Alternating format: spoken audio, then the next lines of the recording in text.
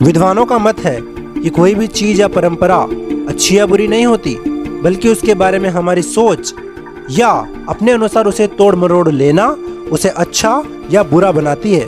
और बात करें दहेज प्रथा की, तो सर्वप्रथम तो संविधान में दहेज लेना व देना दोनों ही अपराध है। फिर भी देश में औसतन हर 1 घंटे में एक महिला दहेज के कारण मौत का शिकार हो जाती है।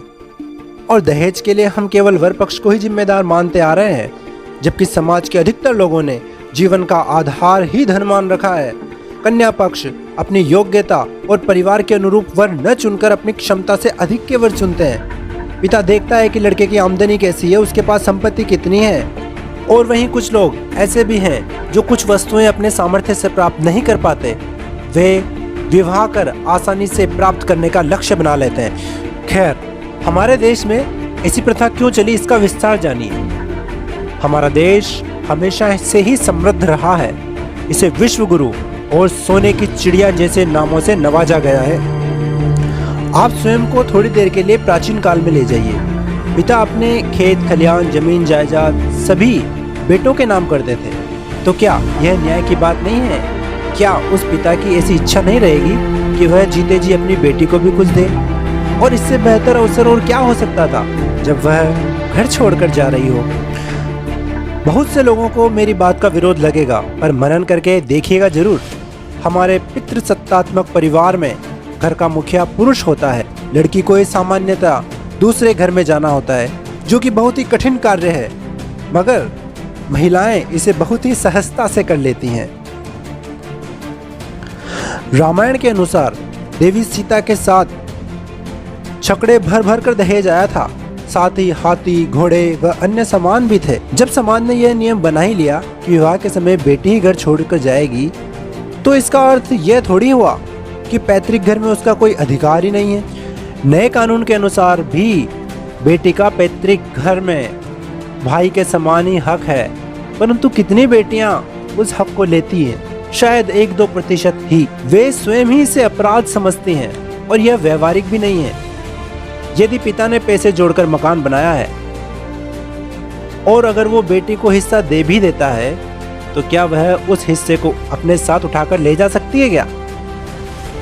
एक बात और भी है कि जायदाद संबंधित बंटवारों में अक्सर मनमुटाव व झगड़े हो जाते हैं। माता पिता तो सदैव रहते नहीं हैं। यदि भाई बहन के मकान को लेकर मनमुटाव हो गया, तो उसका तो मायका खत्म ही समझिए। लगभग 20-30 साल पहले तक भी लड़की की शादी में दिए जाने वाला सामान बाकायदा प्रदर्शनी में लगाया जाता था। घर वाले बड़े ही सम्मान से बताया करते थे कि यह वस्तु उसने दी है, यह अलमारी किसने दी है, ये सभी बताया करते थे। पर कालांतर में लोगों में पैसे को लेकर दंभ बढ़ना शुरू हो गया, तो लोग किसी से कुछ लेने में शर्म महसूस करने लगे और अधिकाधिक दहेज देना अपनी प्रतिष्ठा का प्रश्न बना लिया।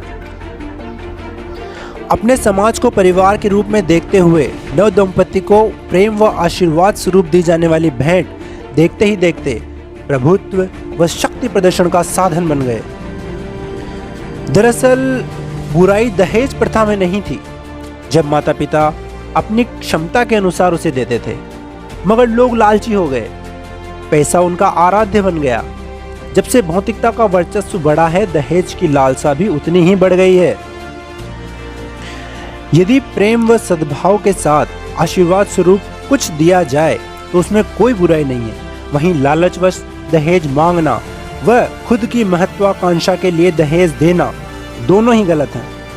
अपितु जिस दिन कन्या अपनी योग्यता पर आत्मनिर्भर होकर अपनी योग्यता और क्षमता के अनुरूप जीवन साथी स्वीकार करने लगेगी, उसी दिन यह प्रथा कुप्रथा नहीं रहेगी। और यदि आपको कुछ देना ही है तो उसे शिक्षा दीजिए, संस्कार दीजिए, ताकि उन्हें दहेज की आवश्यकता नहीं पड़े।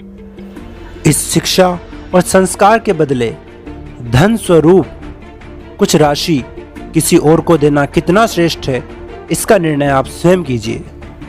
बहुत बहुत धन्यवाद।